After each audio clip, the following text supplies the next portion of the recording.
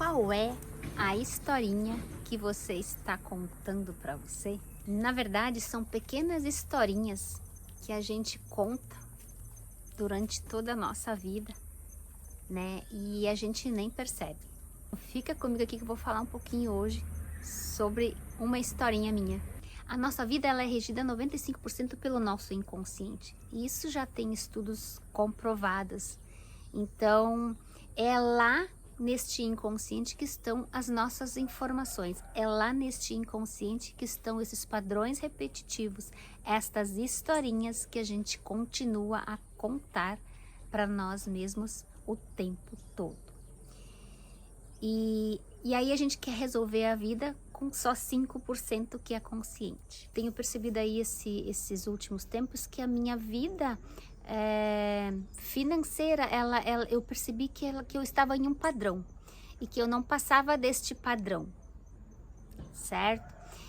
E aí aquilo começou a me chatear, porque é natural, né? À medida que tu vai trabalhando, as coisas vão evoluindo naturalmente. O dinheiro nada mais é que uma energia de troca. Então a gente serve a vida e volta como, e a gente tem essa troca como o papel, que é o dinheiro, mas poderia ser qualquer outra troca, como antigamente era, né? Trocava-se muito por produtos, serviços, enfim.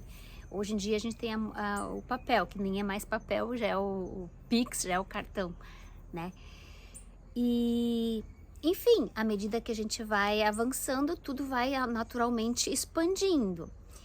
Só que eu me percebi nesse padrão. E aí eu comecei a ficar encucada com aquilo. Mas como assim? Onde é que eu tô travando? Qual é a historinha que eu estou contando para mim? Que eu estou repetindo para mim, né? Que me deixa nesse mesmo lugar. Nem mais nem menos, no mesmo lugar. E aí foi bem louco isso, porque tipo assim, era uma crença bem sutil, né, minha, que eu escutei lá na infância, que na verdade eu escuto até hoje do meu pai, né, que ele sempre dizia e ainda diz que não precisa muito dinheiro para ser feliz, certo? E tá, para mim é verdade, eu concordo, não precisa de muito dinheiro para ser feliz. Logicamente, a vida é simples, ela pode ser simples, né? A gente não precisa de muito dinheiro para ser feliz. Não deixa de ser verdade. Mas também não deixa de ser uma crença, porque eu me limito com isso. Então eu não conseguia servir mais, porque se eu servir mais ao outro, eu vou ganhar mais. E se eu ganhar mais, eu posso não ser feliz. Isso era algo muito sutil e que eu demorei bastante para perceber, né? Mas como eu fiquei muito tempo naquele padrão, sempre naquele padrão, eu pensei, mas como, né? Eu quero expandir, eu tenho vontade de servir mais ao outro. Eu tenho disponibilidade, eu tenho disposição, eu quero. E aí foi aonde, né, eu descobri essa crença enraizada, essa historinha que eu mesmo contava para mim, né? Não precisa mais. E daí comecei a me perceber a minha mente. E foi muito legal, porque é muito sutil. Então foi onde eu comecei a perceber de fato o que é que no fundo dos meus pensamentos. Não era nem nos meus pensamentos, era no fundo dos meus pensamentos. Não sei se você consegue entender isso. Tipo assim, eu vou dar um exemplo. Quando eu pensava alguma coisa, quando alguém falava alguma coisa relacionada a trabalho, a dinheiro, a ter mais, a viajar mais,